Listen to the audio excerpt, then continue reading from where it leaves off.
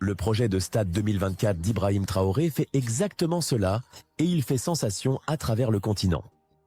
Restez avec nous pour découvrir comment ce projet révolutionnaire est en train de transformer l'avenir de l'Afrique.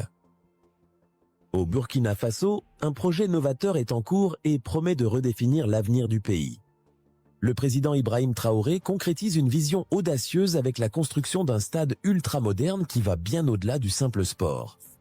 Ce qui est vraiment remarquable, c'est le choix de l'emplacement. Bobo Dioulasso, une ville peut-être moins connue à l'international que la capitale Ouagadougou, mais qui est un trésor culturel du Burkina Faso. Réputé pour ses riches traditions, sa musique et sa scène artistique dynamique, Bobo Dioulasso incarne le cœur battant de l'esprit national. En choisissant cette ville, Traoré la place sur la carte, annonçant un nouveau chapitre pour le développement du Burkina Faso. La décision de construire le stade à Bobo Dioulasso plutôt que dans la capitale est une décision stratégique.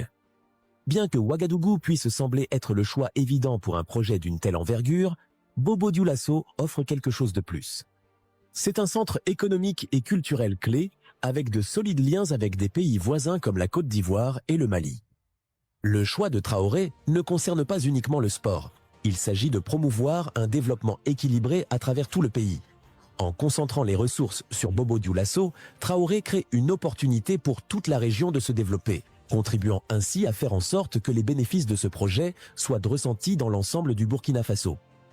Avec ce plan ambitieux, Bobo Dioulasso est en passe de devenir une destination mondiale pour le sport, la culture et le tourisme. L'homme derrière ce rêve, Ibrahim Traoré. Le président Ibrahim Traoré n'est pas un dirigeant comme les autres. S'il occupe la fonction suprême, il partage aussi quelque chose de spécial avec son peuple, un amour pour le football. Traoré ne se contente pas de regarder le jeu, il le vit, montant souvent lui-même sur le terrain, un leader prêt à salir ses crampons pour le sport qu'il adore. Cet amour du football n'est pas qu'un simple passe-temps, c'est une conviction. Pour Traoré, le football est bien plus qu'un jeu. C'est un moyen de rassembler les gens, de donner à la jeunesse quelque chose en quoi croire, et d'allumer une fierté nationale qui unit tout le monde, peu importe leurs origines.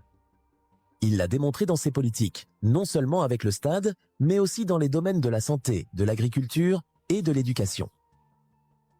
Du plus petit village aux centres urbains animés, l'engagement de Traoré est palpable. Ce n'est pas simplement un dirigeant qui supervise le pays à distance. Il fait partie de la communauté.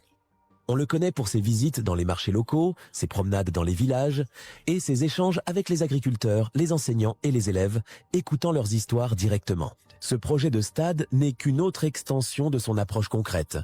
Une autre manière pour lui de s'investir